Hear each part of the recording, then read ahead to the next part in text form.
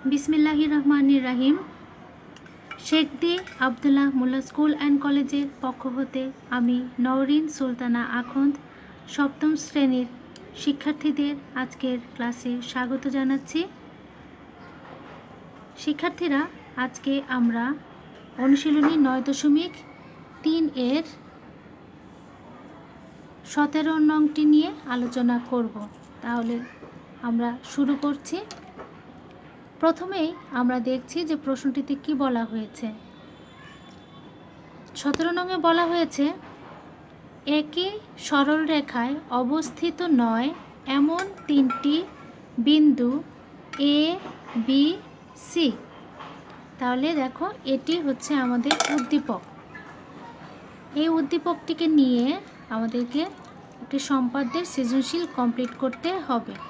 তাহলে আমি আবারও দেখছি কি, একই সরলরেখায় অবস্থিত নয় এমন একটি বিন্দু এ বি ও সি। কয়ের প্রশ্নটি, বিন্দু তিনটি দিয়ে একটি ত্রিভুজ আঁকো। ক্ষয়ের প্রশ্নটি, অঙ্কিত ত্রিভুজের শীর্ষবিন্দু থেকে ভূমির উপর লম্ব আঁকো। এবং গয়ের প্রশ্নটি হলো, অঙ্কিত ত্রিভুজের ভূমি যে সমকোণী সমদ্বিবাহু ত্রিভুজের অতিভুজ হয় ওই ত্রিভুজটি আঁকো। তাহলে আমরা প্রশ্নটি দেখে নিলাম।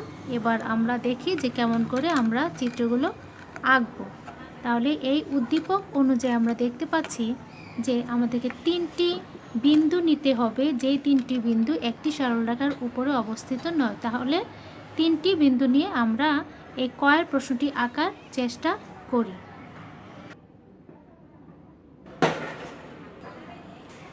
শিক্ষার্থীরা, আমরা কয়ের অ্যান্সারটি শুরু করছি।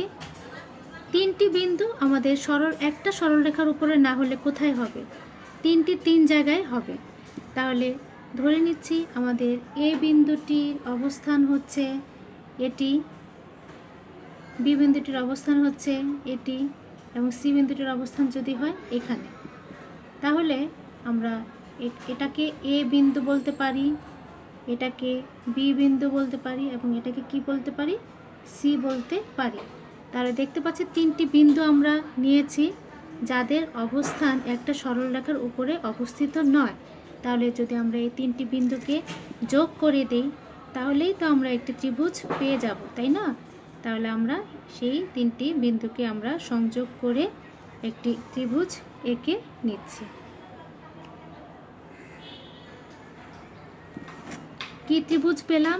এ বি যোগ করে দিলাম, এ সি যোগ করে দিলাম। এখন বি আর সি বিন্দু যোগ করে দিচ্ছি। তাহলে যোগ করে দেওয়ার পরে আমরা পেলাম কি, এ বি সি একটি ত্রিভুজ। অর্থাৎ আমাদের কয়ের যে প্রশ্নটি করা হয়েছিল যে বিন্দু তিনটি দিয়ে একটি ত্রিভুজ আঁকো, আমি সেই বিন্দু তিনটি দিয়ে একটি ত্রিভুজ এঁকে দিলাম। ক্ষয়ের প্রশ্নে কি বলা হয়েছে আমরা আবারও দেখি। ক্ষয়ে বলা হয়েছে, অঙ্কিত ত্রিভুজের শীর্ষবিন্দু থেকে ভূমির উপর লম্ব আঁকো।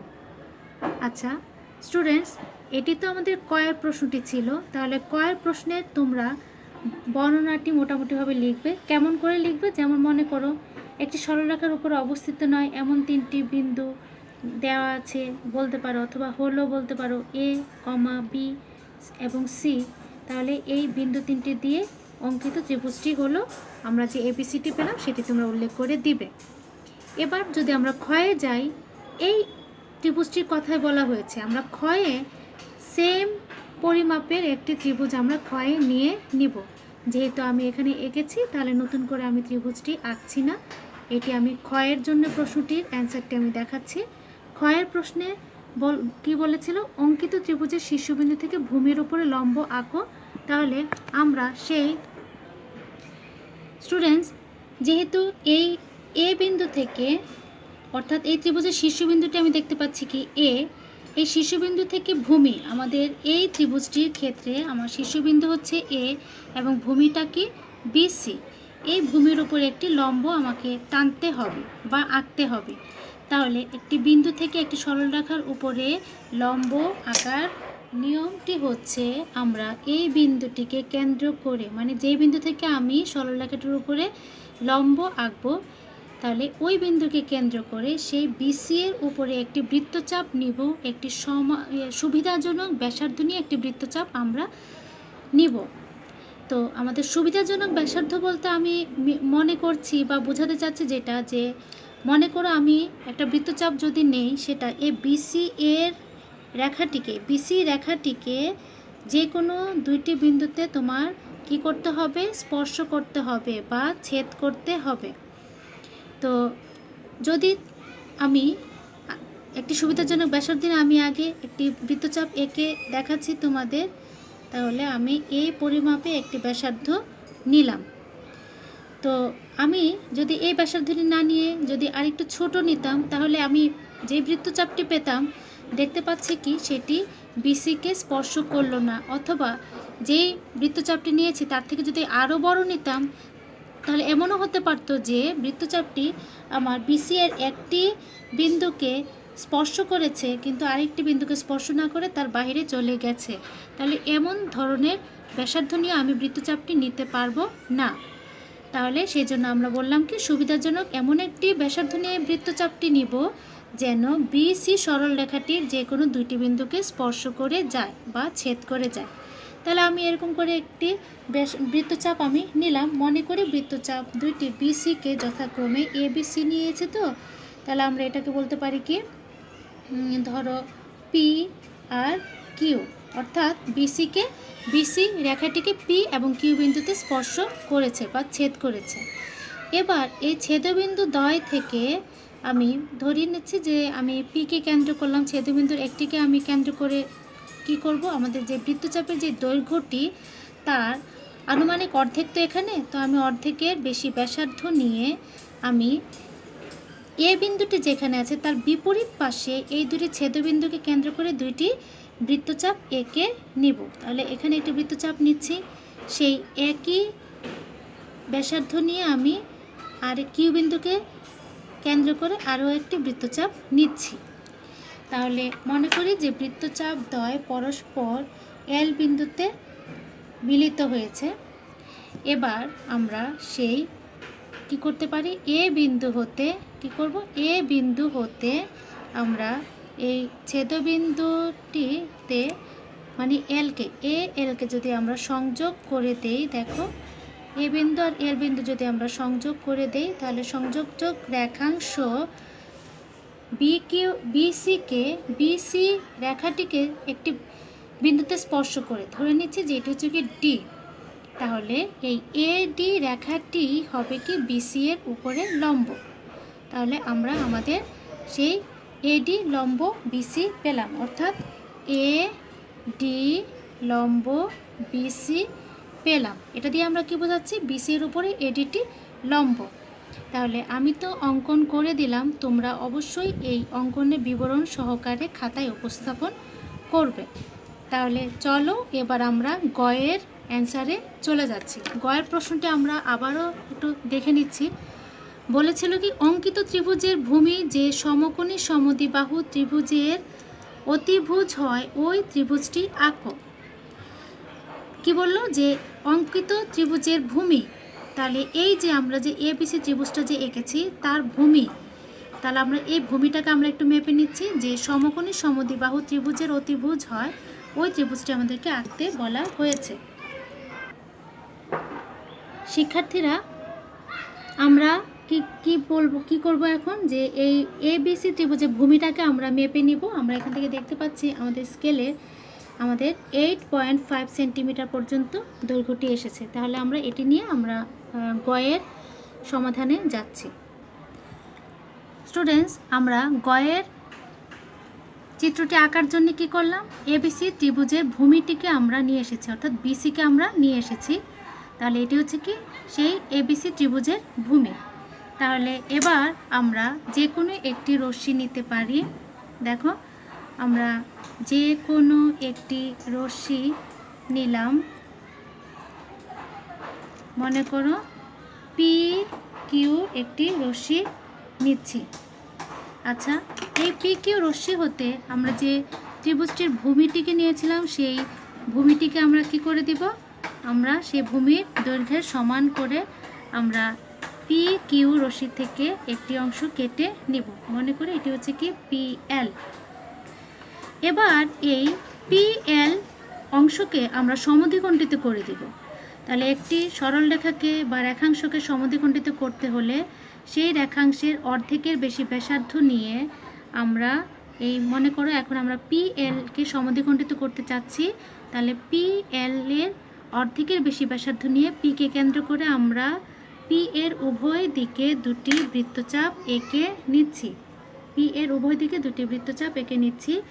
আমরা সেই একই ব্যাসার্ধ নিয়ে এলকে কেন্দ্র করেও আমরা আরও দুটি এলের দুই পাশে দুইটি বৃত্তচাপ নিলাম। এই বৃত্তচাপ দুইটি বিন্দুকে আমরা কি করে দিব, এটিকে এবং এই বিন্দুটিকে আমরা সংযোগ করে দিব। তাহলে মনে করছি যে এটি হচ্ছে আমাদের ধরতে পারি আমরা এম বিন্দু, এটি হচ্ছে কি এন বিন্দু। তাহলে এম আর এন বিন্দু দ্বয়কে যদি আমরা সংযোগ করে দেই, তাহলে আমরা এই সংযোজক রেখাংশটি পিএলকে সমদ্বিখণ্ডিত করবে, এটা আমাদেরকে বুঝে নিতে হবে। তাহলে মনে করি যে এই এম পিএলকে কোন বিন্দুতে তোমার ছেদ করেছে, ধরে নিচ্ছে কি ও বিন্দুতে ছেদ করেছে। এবার আমরা কি করব, ওকে কেন্দ্র করে ও এল অথবা এই ওপি, ওকে কেন্দ্র করে ওপি অথবা ও এল আমরা যেটাই করি না কেন ব্যাসার্ধ নিয়ে একটি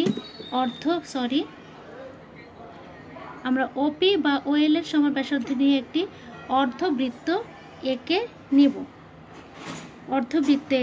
নিব, যা কিনা আমাদের এই ও এমকে আমরা যদি ও এমকে আরেকটু বাড়িয়ে দিতাম, বর্ধিত করে দিতাম, তা আমি একটু বর্ধিত করে নিচ্ছি। আচ্ছা, এই অর্ধবৃত্তটি কি করলো, ও এমকে কোনো একটা বিন্দুতে ছেদ করলো। আমরা ধরে নিচ্ছি যে এটি হচ্ছে কি আর বিন্দু।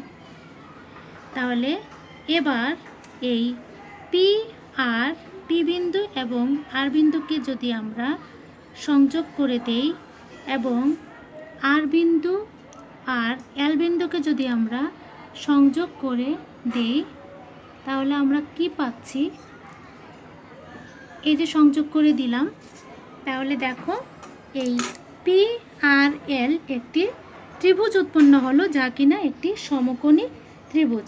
তাহলে এই পি আর এলই হবে কি উদ্দিষ্ট সমকোণী ত্রিভুজ। তাহলে এখানে সমকোণী ত্রিভুজের এই আর কোণটি হবে কি 90 ডিগ্রি, আর আমরা তো জানি 90 ডিগ্রি হচ্ছে এক সমকোণ, আর এক সমকোণে বা সমকোণে বিপরীত বাহুটি হচ্ছে কি অতিভুজ।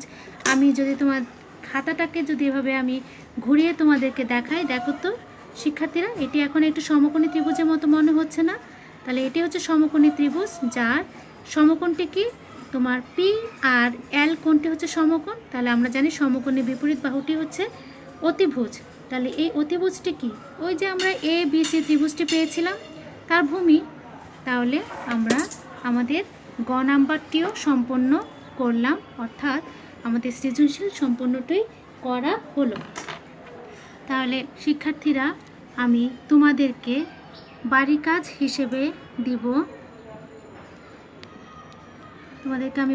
হিসেবে দিব, অনুশীলনী 9.3 এর 18 নং সৃজনশীলটি। তাহলে তোমরা খুব ভালো করে 9.3 এর 18 নং সৃজনশীলটি প্র্যাকটিস করবে। তাহলে আজকের ক্লাসটি আমি এখানেই শেষ করছি। ভালো থেকো, আল্লাহ হাফিজ।